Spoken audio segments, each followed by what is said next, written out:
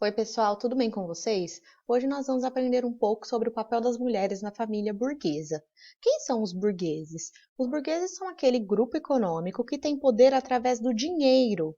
Antes do surgimento do comércio, das trocas comerciais, que consequentemente vão favorecer um grupo de mercadores que vai acabar enriquecendo, se tornando empresários, donos de indústria, etc. Quem tinha poder eram aqueles que nasciam em famílias nobres. Então, o poder ele era de sangue, ele era transmitido de geração para geração. Depois do surgimento do comércio e dessas classes econômicas, o poder ele vai passar a ser pautado no quanto dinheiro você tem. Então, os burgueses são essa classe econômica que explora o proletariado, que são os operários, os trabalhadores. Esse é o contexto de burguesia, certo? E por que tem esse nome, burguesia?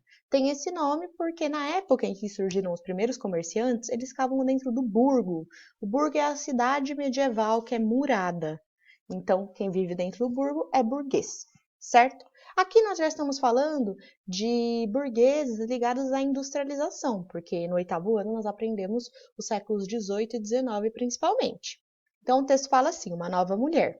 Durante o século XIX, a sociedade brasileira sofreu uma série de transformações.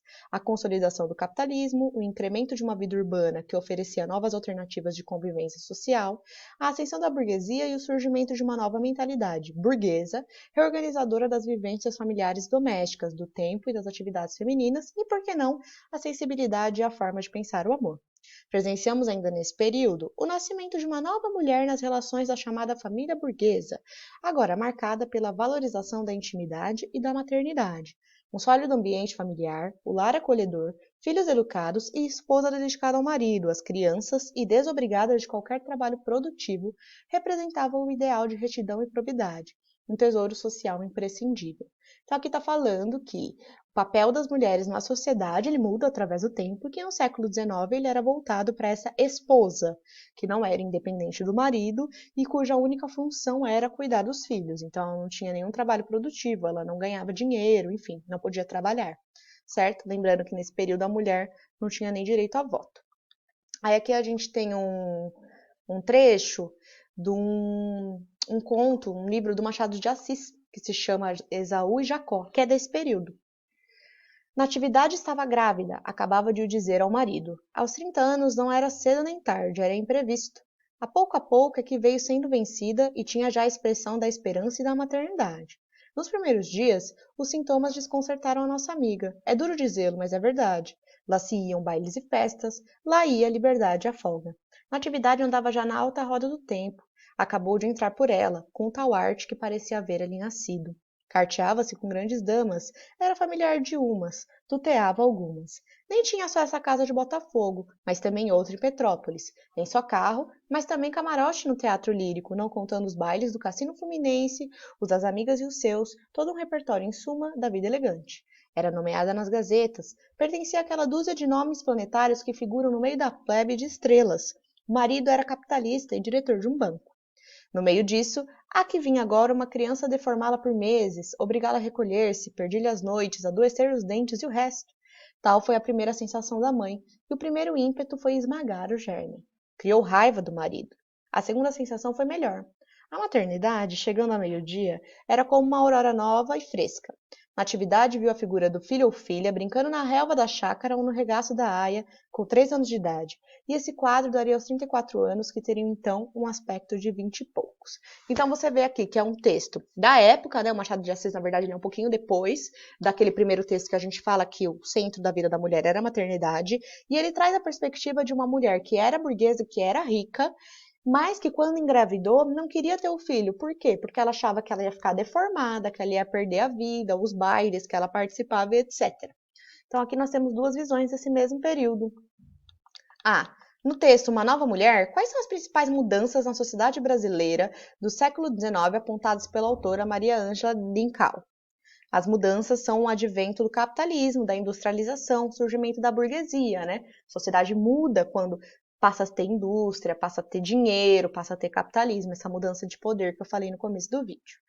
Maria Ângela Dincal cita o nascimento de uma nova mulher, esposa dedicada ao marido, às crianças e desobrigada de qualquer trabalho produtivo. Hoje, no século XXI, pode-se afirmar que esse perfil idealizado de mulher permanece igual? Justifique sua resposta. Não, né, gente? Claro que não. Hoje em dia, né, as mulheres podem ser absolutamente o que elas quiserem. Então, esse modelo, essa visão do que é ser mulher já mudou. E aí você vai justificar sua resposta com exemplos que você tem. Aí a segunda parte da resposta é pessoal. O livro Esaú e Jacó, de Machado de Assis, foi publicado em 1904 e retrata parte da sociedade brasileira no final do século XIX e início do século XX. O trecho do livro presente no texto Esaú e Jacó confirma a ideia do surgimento de uma nova mulher, presente no primeiro texto. Então, o primeiro texto fala que surge uma nova mulher burguesa. O segundo texto fala que tem uma mulher burguesa, que ela engravidou, ela não queria ter o filho, mas que depois, com 34 anos, o filho já tinha 3, ela acabou aceitando a maternidade e até gostando. Então, o texto mostra o surgimento de uma nova mulher? Sim, mostra o surgimento de uma mulher cuja maternidade é imposta. Mas, na verdade, ela não está submissa, ela não está feliz com essa situação. Pelo contrário, ela até tem vontade de matar o germe, ou seja, abortar. É o que fala no texto, né? Matar o germe é isso que quer dizer, encerrar a gravidez. Então, ao mesmo tempo que mostra essa mulher burguesa, mostra também que ela tem seus próprios conflitos. Lembrando que a correção vocês não precisam colocar exatamente as mesmas palavras que eu. Se vocês colocarem a mesma ideia na resposta, tá correto, não precisa ser igualzinho, tá? Atualmente, homens e mulheres desempenham papéis semelhantes ou diferentes em nossa sociedade? Justifique sua resposta. Semelhantes, né? Os homens e as mulheres, eles podem fazer as mesmas coisas na nossa sociedade hoje. E aí você vai explicar como. Por exemplo, eu sou professora, o professor Marcos é homem, ele é professor também. Então, nós desempenhamos o mesmo papel, certo? Então, aí você dá exemplos aí da sua vivência. Aí aqui, né, no final do século XIX e início do século XX, o ideal da maternidade dedicada começa a aparecer em romances e obras de arte. Então aqui, ó, também é dessa época, mostra também a maternidade como centro da vida da mulher. Tá certo? Então a ideia desse vídeo era trazer para vocês essa concepção de que a figura do que é ser mulher, do que é ser homem, da criança, da mãe, da família, tudo isso muda historicamente, não é igual. Cada época vai ter uma representação, uma ideia do que é isso, certo? E hoje nós mulheres estamos como estamos porque lutamos muito contra essas representações, contra essa ideia da mulher submissa. Então, tudo que nós temos hoje em termos de direitos civis, poder votar, poder trabalhar e todas essas coisas, são fruto de muita luta feminina, de muita manifestação. A gente não pode esquecer nunca disso, tá certo? Então, vocês vão corrigir de acordo com o que eu expliquei aqui, por certo, nas que estão certas, completar o que precisa ser completado e me enviar a foto no Google Sala de Aula. Qualquer dúvida, vocês tiram por lá também, tá bom?